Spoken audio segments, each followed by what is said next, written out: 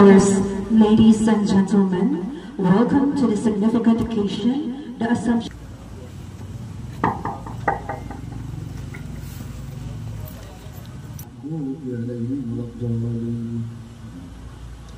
اللهم إدني ليساني الأحول والأمل اللهم إدني ليساني الأحول والأمل. Hukamnya namin, Ya Allah, we got wisdom, courage, and integrity as they lead the province of Maguindanao del Sur.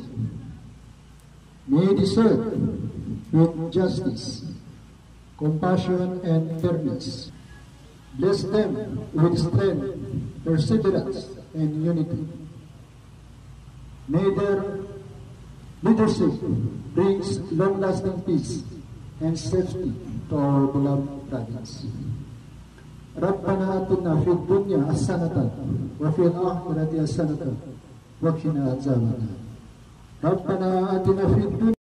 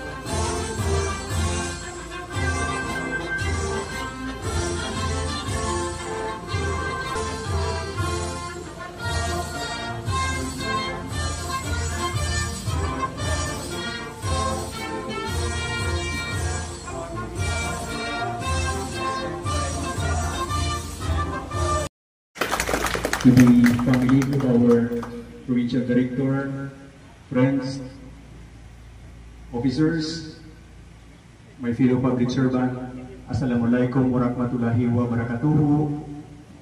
Udto sa aton. As the saying goes this, there are no permanent in this world. The only permanent is the word change. Lobat. Organization, the Philippine National Police, as he assumed the office of the provincial director for the future.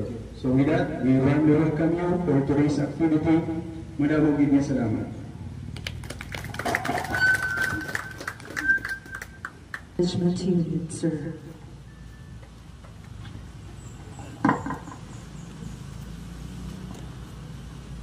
Report Combat, Attorney Fahad Gandao, sir. Thank you for coming.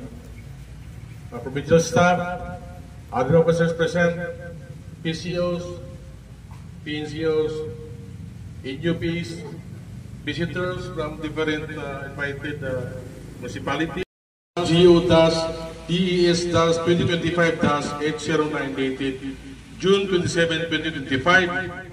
Police Colonel Salman Harun Sapal, O-07550 is designated as Provincial Director, Maguindanao del Sur, Police Provincial Office, Probar, Philippines, signed by GSF Heraldi Police Colonel, Chief Regional President of Records Management Division.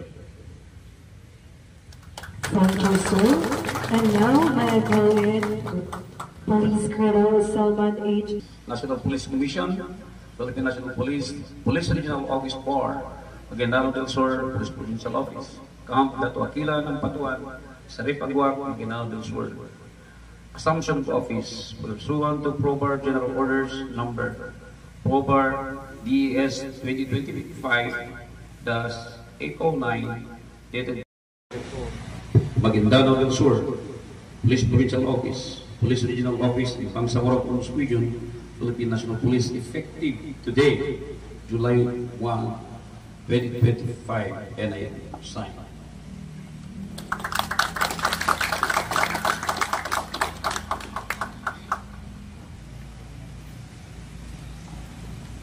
Thank you very much. Inventory Logbook. May I request Police Colonel Joseph A. Heralde, Chief RPRMD, and our presiding officer to do the honors. He will be Kenneth C. Almerante, PSAO, MDS, PPO. Thank you, sir. I am ready to assume position of Police Provincial Director of this PPO effective today and assume all the responsibilities to being the director. I will now entrust to you the property laptop and equipment for proper utilization and Mr. Presiding Officer, I now accept all the responsibilities of this PPO.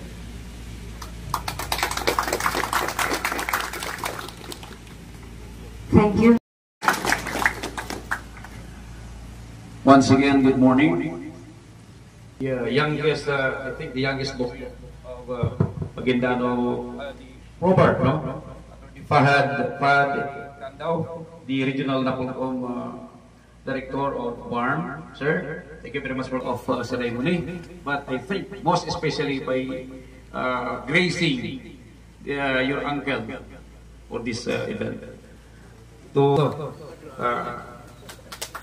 Joseph, Police Colonel Joseph Hiralde. Sir, thank you very much for joining me here and gracing this very momentous event of my life as Katualimin Timbang. And of course, doon sa ng buhay ng inyong PD, Honorable Vice Chancellor, Municipal Councilor po ito ng Palimpang Sultan Kudarat.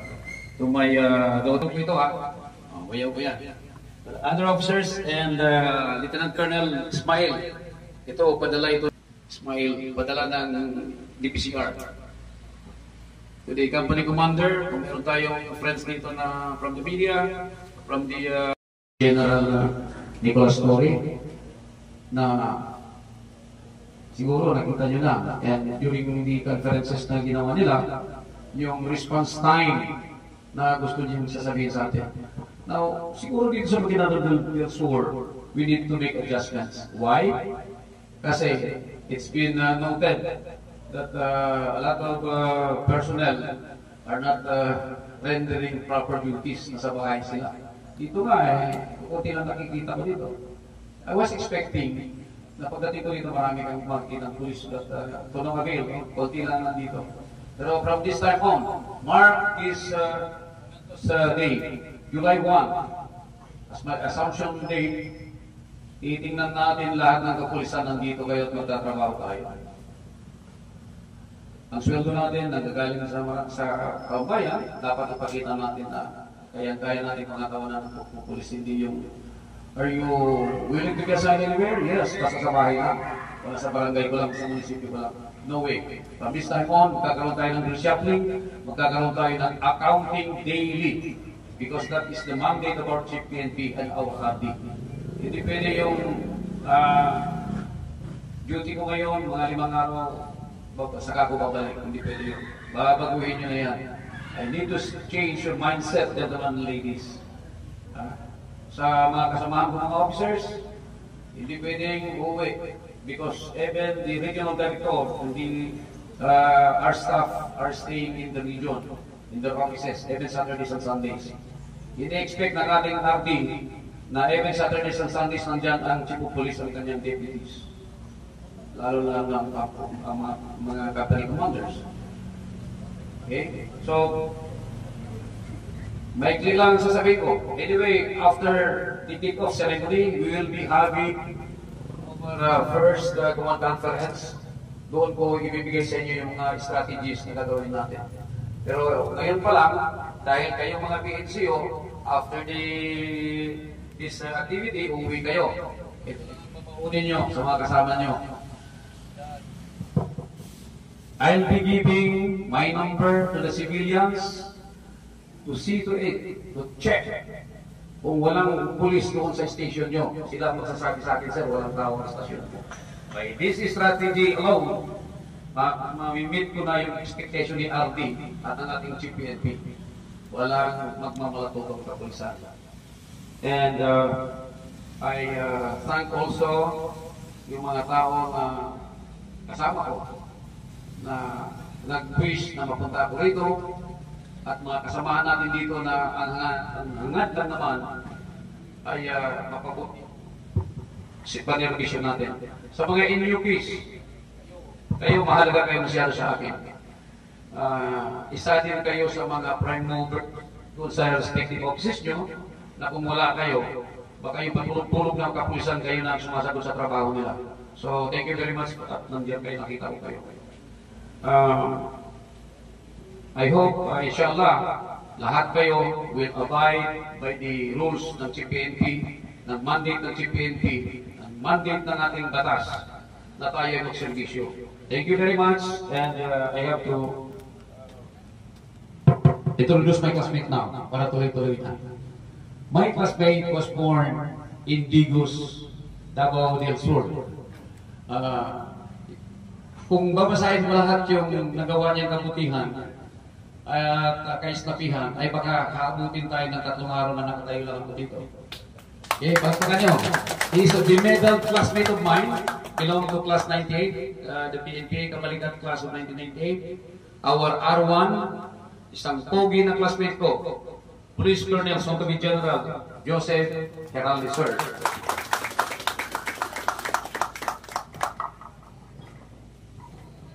Thank you very much, Bob. Sir, thank you.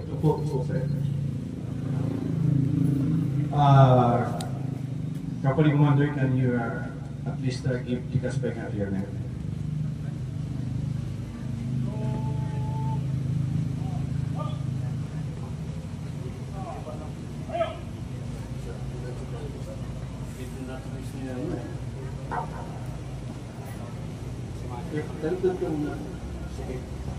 Okay, before I will also read the message of our regional director, I would like to acknowledge first the VIPs in front. So first is our regional director of Napolcomar, Attorney Pat Candal, sir. Thank you very much for at least witnessing this momentous event. My classmate, si Police Colonel Salman Sapal. Actually, si classmate ko sa kadete pa lang nakuba namin dito kay magtapok man ang mga Bisaya. Nya kini siya linguist ni. Daghan gani kay balad pag Ilocano mo dili ka lusot sa iya kay kabalo pud siya bukan Ilocano. So daghan kay siya kay balad. Sa Bisaya pod maguban pod mi Bisaya man ko. We also have with us this morning Herbert B. Nacional, the Assistant Regional Director of NICA 70. Good morning. The Information Officer of Dato Onsay Municipality, Engineer Hata A. Garwar. Ma'am, morning. The wife of my classmate, Bob Honorable Baisa Sitswat Sapal. Lagi ko naman kita si Mrs. Mo, no? Nung turnover niya sa Norte, nandun si Ma'am, at then sa region, nandun din. So, ito ulit talaga nakikita si Mrs. Mo, no? Dati-dati, hindi mo, ito na nakikita-kita. Joke lang yan mo ba? The Salaam Police Center, Mr. Mindanao, the PCR, Police Lieutenant Colonel Badruddin Ismail. Good routine dapat. The DTDA, Lieutenant Colonel Benyas, and the TDO, Lieutenant Colonel Sinswat. The other officers who are around, the Chiefs of Police, the staff officers, the NUPs at NCOs. Mayong buntag sa atong tanan. Mayong buntag, sir. Okay, I was instructed by our regional director to be here and officiate the turnover. And he told me that after this turnover, or after this assumption, he will be visiting siguro before this mag-end ang week na to, no? So you have to also to prepare. Since our regional director is very serious in achieving the objectives of the PNP, especially the new policies of our Chief PNP that we should be providing assistance in 3 to 5 minutes time. So, kaya yan dito. With the help of your new provincial director, my classmate, so kaya din yan. Hindi yan natin pwede na hindi natin maabot yung gusto ng ating Chief PNP. So I will now read the message of our regional director. So to the newly installed provincial director of Maguindanao del Sur Police Provincial Office, Police Colonel Salman Isapal, the other officers,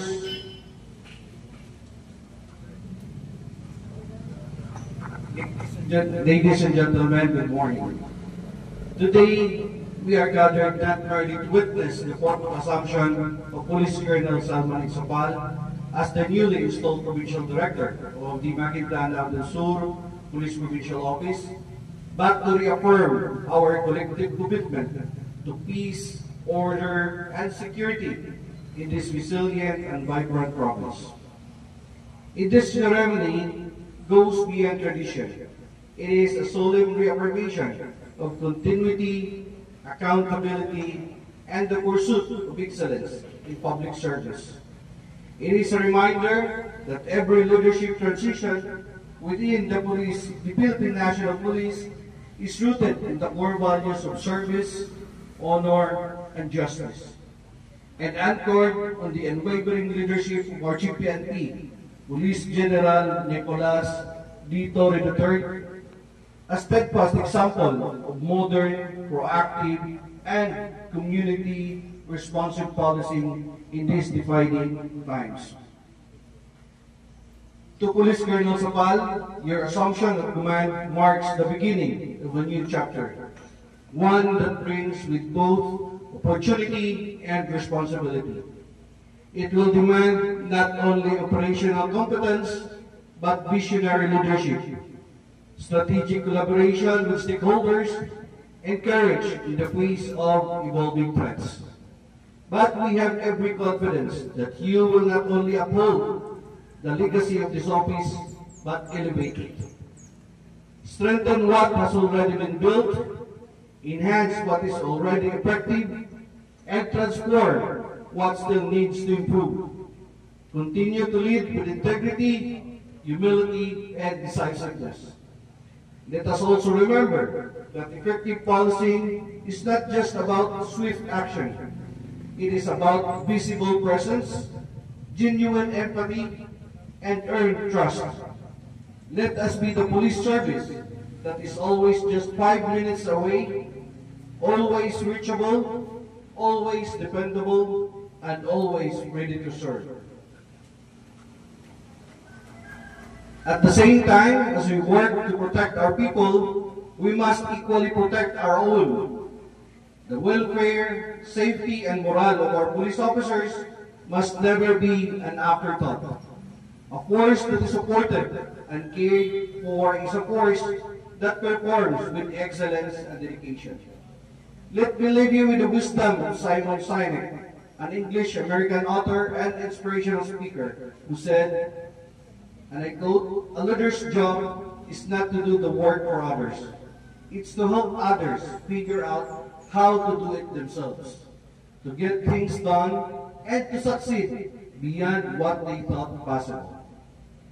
This is the kind of leadership we aspire to instill, a leadership that empowers, uplifts, and inspires. Sama-sama nating itaguyod ang kapayapaan, kaayusan, at kaunlaran ng Maguindanao del Sur. Thank you and wassalam. Thank you very much, sir. We will now have the presentation of token for the presiding officer.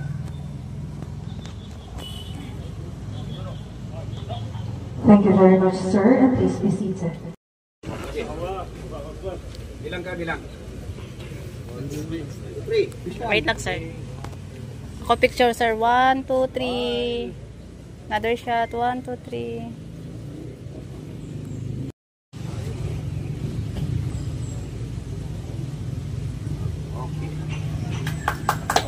Lahat yung mga Oscar ng Maguindanao del Sur, mga karpi. Masari tayo kay mapas nga dito. Next po yung NUPs. NUPs. Sobrang pagkakataon dad. Umanipig syuta dito. Tuma galing.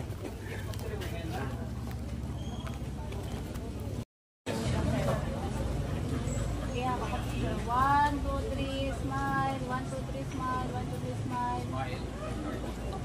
Thank you very much. And now for everyone's enjoyment.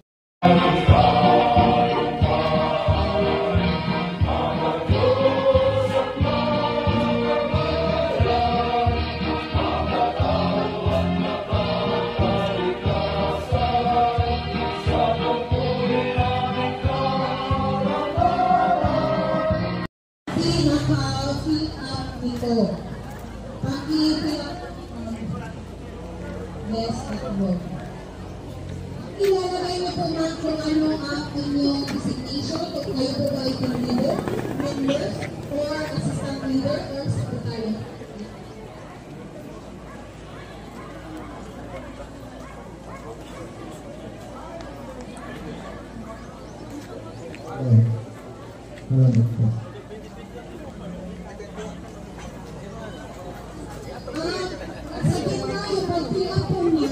Kung ano po yung position niyo doon sa group natin, kung ikaw ay secretary, team leader, assistant leader, member, yun po ang inyong tinaturo sa position. Sino po ang wala, marami pa po dito, kaya lahat po ay may, hindi po mag-CCB attendance natin. Ay, Papa, assalamualaikum. Oh, ito. Pati kasi. Mapakungkong.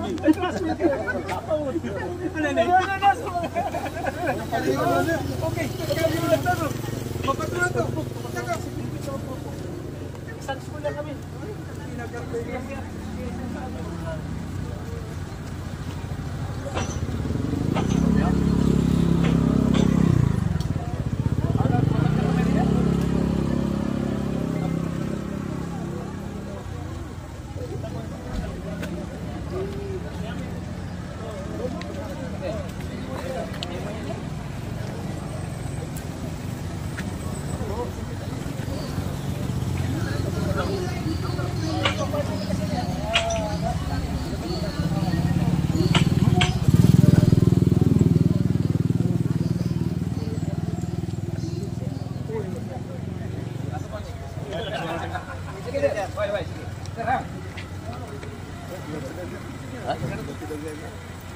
Pagayaw.